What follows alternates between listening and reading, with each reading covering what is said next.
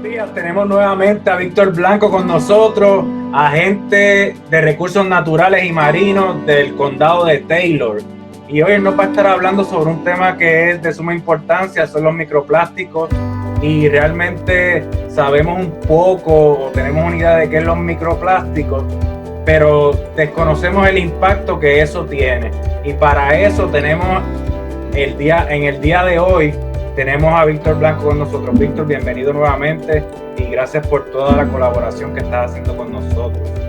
Hola Francisco, Jonás, gracias nuevamente por la invitación y bueno, encantado de poder compartir con ustedes y quienes nos escuchan un poco de esta información que al final es importante que todos la sepamos porque nos afecta. En la última entrevista habíamos hablado de las cosas que pasan río arriba y cómo estas cosas afectan el ecosistema costero. Y entonces, por eso hemos decidido tocar un poquito de los microplásticos, porque es un tema que yo sé que a ustedes les gusta hablar mucho en el área de Sea Grant, que ha habido mucha promoción.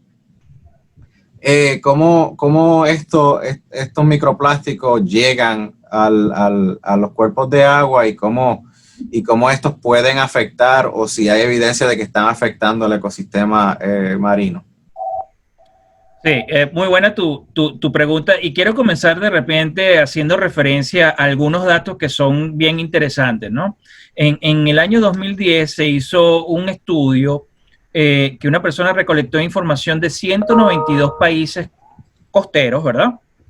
Y determinaron que aproximadamente se producen 275 millones de toneladas métricas de plástico en esos países costeros. De esas 275 millones de toneladas, aproximadamente entre 5 y 12, como el 7%, de 5 a 12 millones de toneladas métricas de ese plástico entran al océano.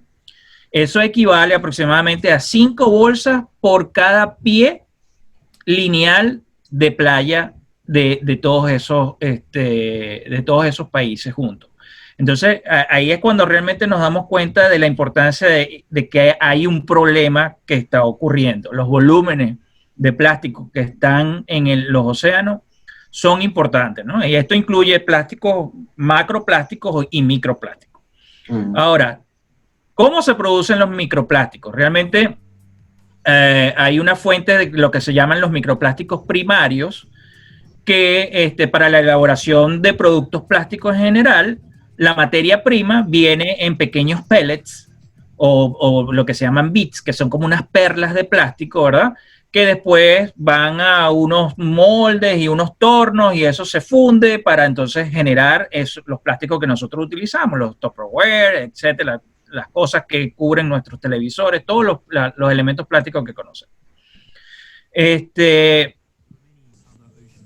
Además, pero todos esos elementos plásticos pueden llegar a los océanos de manera directa o de manera indirecta. Cuando nosotros tiramos, por decirte, una botella de plástico, que esa botella de plástico va al mar por efecto físico, es decir, el oleaje o se golpea o lo que sea, se van fragmentando por química. Si el agua es muy ácida o muy básica, se empiezan a degradar. Los rayos ultravioleta también, ¿no? Los rayos ultravioleta e incluso por efecto biológico algunos microorganismos y hongos tienen cierta capacidad de fragmentación de los plásticos, entonces se van convirtiendo cada vez en trozos más pequeños y más pequeños y más pequeños, hasta que llegan a un punto de que son imperceptibles a la vista humana.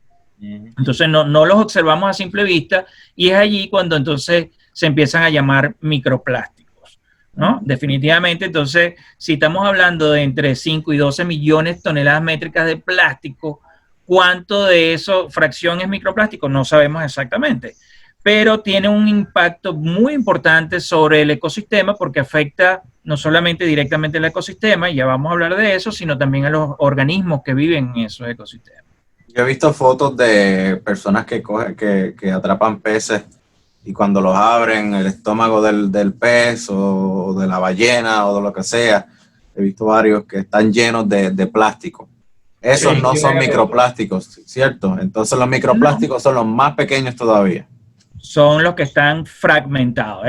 Por eso estoy hablando de plásticos en general, para después entrar a microplásticos. Otro dato interesante fue por lo menos en el 2007, todos los años se organiza a nivel mundial una limpieza, la que se llama la limpieza mundial de playas o limpieza mundial de los océanos. Uh-huh. Los 10 artículos más retirados de los océanos durante esa jornada de limpieza, los 10 tops son plásticos. Y eso incluye colillas de cigarrillo, envoltorios de comida, botellas plásticas, las tapas de las botellas plásticas, sorbetes o popotes, no sé, de diferentes partes del mundo lo llaman de diferente manera. En mi país lo llaman Venezuela, le llaman pitillo. Bolsas plásticas, los contenedores de comida para llevar, todos esos elementos van cayendo al mar. Y fíjate que lo hablábamos en otro segmento de por qué si yo estoy lejos de la costa también afecto. Claro, si yo dispongo de manera inadecuada mi desecho sólido, es muy probable que de alguna u otra manera esos desechos terminen en el océano. Víctor, estamos hablando de microplásticos y a mí me gustaría que tú nos comunicaras cuando tú hablas de microplástico y si hay algún microplástico específico que sea el peligroso, o cuando tú hablas microplástico es cualquier plástico que se descomponga y se quede en una partícula pequeña. Fíjate, esa pregunta también es muy interesante porque los microplásticos se pueden presentar de diferentes formas y eso depende de cuál es el origen del microplástico.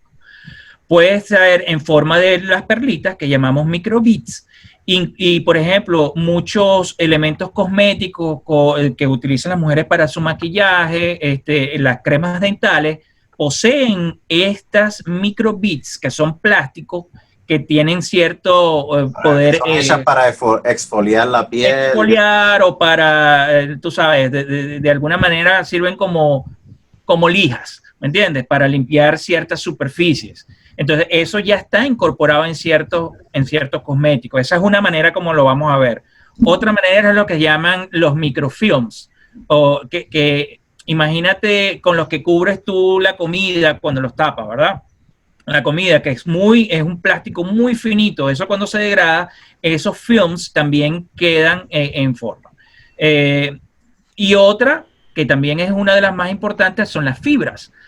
Muchos de los plásticos son utilizados en la confección de ropas y cada vez que nosotros lavamos y secamos nuestra ropa, en la secadora, cada vez que mandan a limpiar el filtro está lleno de microfibras y todas esas fibras usualmente también llegan a los océanos porque no son filtradas por las plantas de tratamiento de agua, son muy pequeñas y los filtros en las plantas de tratamiento no las filtran. Entonces, independientemente de la forma que tome el microplástico, todas tienen cierto nivel y la peligrosidad, una de las peligrosidades es esta, es que el plástico tiene mucha afinidad con las toxinas que están disueltas en el agua.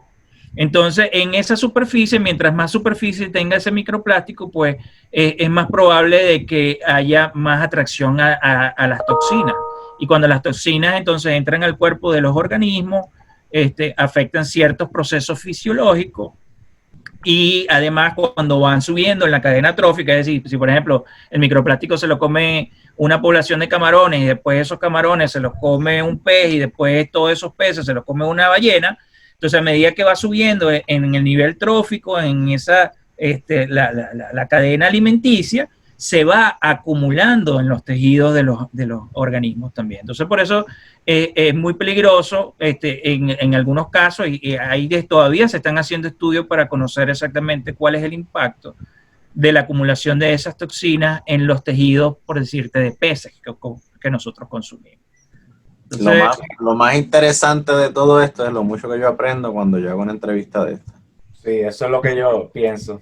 Entonces, sí. Víctor, yo tengo una pregunta sobre, cuando tú estás hablando sobre afinidad, tú lo que quieres, a lo que tú te refieres es que la partícula de microplástico se enlaza con alguna toxina y esa toxina entonces va al organismo que la ingiere.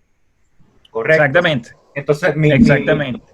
Yo tengo dos preguntas que creo que son muy importantes y es ¿cuál es el efecto entonces de los microplásticos y qué alternativa tenemos para evitar los desperdicios o la producción de que estos microplásticos lleguen a estos cuerpos de agua?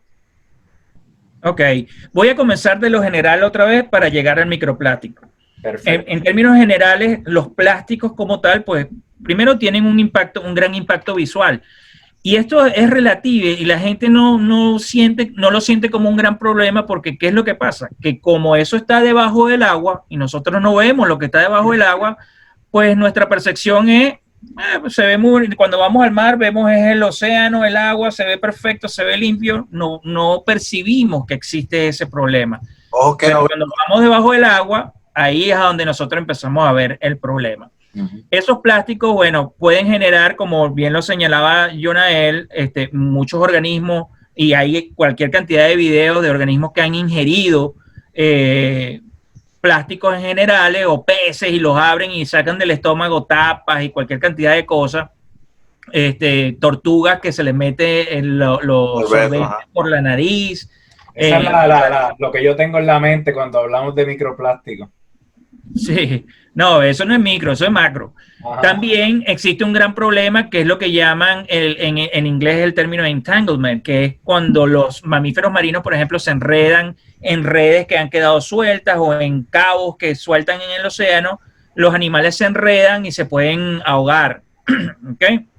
Entonces, esos son dos como impactos principales, la parte visual y la parte de deterioro físico o afectación física de los organismos. Y después entonces sí, ya entrando a la parte de los microplásticos, a través de la ingestión de esos microplásticos con las toxinas, que ya nombraba el tema de la bioacumulación, ¿verdad? Esta bioacumulación afecta la producción, por ejemplo, la producción de hormonas, y por supuesto se va acumulando más desde los invertebrados hacia los vertebrados, es decir, los cangrejos, los camarones que nos comemos, los pulpos, etcétera. Todos esos animales que de alguna u otra manera están filtrando o se alimentan de otro organismo, inclusive se ha detectado de que el plancton ciertos zooplancton están consumiendo microplásticos en los océanos. Y eso es bastante preocupante, ¿no? Ahora, ¿qué podemos hacer? Hay varias cosas. Uno puede ser una visión desde el punto de vista regulatorio. Nosotros como usuarios debemos de repente contactar a nuestros representantes a nivel político y exigirle de que adelanten regulaciones que prohíban o regulen el uso de ciertos plásticos. Eso por decirte, en el 2014 el estado de Illinois fue el primero en prohibir el uso de microplásticos en los cosméticos. Entonces, por lo menos si tú vas a Illinois y vas a comprar, las mujeres van a comprar sus cosméticos en el supermercado, saben que ninguno de esos cosméticos tienen microplásticos o microbits. Eso es bien importante. Participar como voluntario en organizaciones no gubernamentales para hacer campaña a favor de la prohibición del uso, ¿no? de ciertos microplásticos. Esa es una. La otra es, por supuesto, a nivel personal, cambiar nuestros propios hábitos. Porque siempre decimos, oye, la otra persona que está contaminando y eso, y por detrás está botando un pote de plástico por la ventana del vehículo hacia la calle. Entonces también nosotros tenemos que poner nuestro grano de arena y cambiar de alguna manera nuestros hábitos. Usar bolsas de tela cuando vamos al supermercado, ¿verdad? Hay personas que cuando van a comprar los vegetales, entonces cada tipo de vegetal lo meten en una bolsita plástica y se llevan toda esa cantidad de bolsas plásticas para su casa. Llévate todo en una sola bolsa de papel y en tu casa las separas. Cuando vas a un restaurante, por ejemplo, puedes decir que tú no quieres utilizar sorbetes. Y es una manera de reducir, o puedes usar o comprar tus propios sorbetes que son reutilizables. Eso existe, hay de madera, hay de metal, ¿entiendes? De otros materiales. También y esto está relacionado con algo que muchas personas han escuchado, antes se llamaban las 3R, ahora son las 4R, que es reducir la cantidad de desechos, reusar parte de esos desechos, así sean plásticos, ¿verdad? Reciclar, y ahora es la otra R es por refuse, que es rechazar. En inglés ya rechazar el uso de ciertos elementos que tengan un origen en los plásticos. También se recomienda, por ejemplo, utilizar ropas que no sean a base de fibras sintéticas, sino que sean de fibras naturales, como algodón, entre algunas cosas, ¿me entiendes? Entonces, realmente es algo que tiene que ver con nosotros y con nuestra propia conciencia de que, aunque parezca algo muy mínimo, pero si todos los que están escuchando este video dejáramos de usar una bolsa plástica diaria y de usar un pitillo diario y de etcétera, a lo largo de los años se vería que hemos ayudado a la reducción de X cantidad de toneladas de plástico que al final se convierten en microplástico y que tienen esos efectos sobre los organismos que nosotros consumimos y que al final también pueden tener un efecto sobre nuestra propia salud. Mira esto, lo que me pasó a mí hace un año. Fui a una misión en Haití, en Puerto Príncipe. Cuando llegué, todo el mundo con una botella plástica en la mano. Cuando pasábamos en la calle, no había un sistema de recogido de basura como el que nosotros tenemos acá. Toda la basura la tiraban en el río. ¿Okay? Ese era su mecanismo de manejo de desperdicio. Allá en el río habían cerdos y cabras comiendo plástico. Muy interesante. Si vas a Puerto Príncipe o has ido a Puerto Príncipe, es básicamente en la falda de una montaña bien alta. Mientras más alto tú vives, más realizado en la sociedad tú eres, más importante. Las personas más importantes viven en el tope de la montaña, las personas más pobres viven en el fondo, al lado del mar, en la costa. Cuando llueve, todo el plástico, todo el desecho humano, que en su mayoría lo que tú ves es un mar de plástico, va a ser lavado de las calles, va a caer en los cuerpos de agua, en los riachuelos, en las quebradas, en el río. Todo eso entonces se flochea a el mar, a la bahía, ¿ok? Entonces, eso es un ejemplo del sistema o de la forma en que viven la mayoría de los países centroamericanos, sí, vía de desarrollo, de las cuales nosotros probablemente seamos parte, o a las personas que están viendo este video, porque a pesar de que, por ejemplo, en Haití no tienen un sistema de manejo de desperdicios adecuado, pero todo el mundo tiene un celular, ¿ok? No tienen agua, no tienen luz, pero probablemente te estén mirando y estemos hablando ahora mismo con le estemos hablando directamente a algún miembro de esa comunidad por medio de un teléfono celular, ¿ok? Qué importante y qué complicado es este tema para esta gente, para esta comunidad, que no tiene ese mecanismo para manejar estos desperdicios. Y aquí estamos bendecidos en Estados Unidos de que por lo menos tenemos agencias regulatorias del ambiente. Pero en el resto del mundo, ¿cuál sería el próximo paso para ellos? Sí, definitivamente el problema de manejo de los desechos sólidos en los países en vía de desarrollo es un problema estructural. Un problema que va desde la parte regulatoria y operativa propiamente dicha de eso. Es difícil y ahí es donde vemos entonces, a veces nos quejamos aquí mismo que esto no funciona, pero realmente si lo comparamos con esos otros países, vemos de que por eso muchas personas quieren venir para acá. Entonces, el sueño americano, porque aquí muchas cosas sí realmente funcionan. Entonces nos toca a nosotros, y por eso todo esto estamos hablando de que lo que tú haces río arriba afecta a las personas que están río abajo. Yo, que soy privilegiado, que tenemos entidades internacionales que nosotros podemos influenciar a través de una carta, a través de un comunicado, nosotros podemos abogar por esas otras áreas que, como tú bien dijiste, todo se ve bien cuando miras en internet, por ejemplo, una playa en otro país cristalina, sin ningún tipo de desperdicio, pero realmente los problemas socioeconómicos en esa comunidad son grandísimos. Nosotros podemos influenciar estas entidades sin fines de lucro para que puedan, o nuestro gobierno para que pueda forzar fondos, inversiones en estos países, porque a la larga todos estamos conectados. Víctor, muchas gracias por tu tiempo nuevamente. Este programa ha sido de mucho crecimiento personal para mí, para Yonael y para todas las personas que nos están escuchando.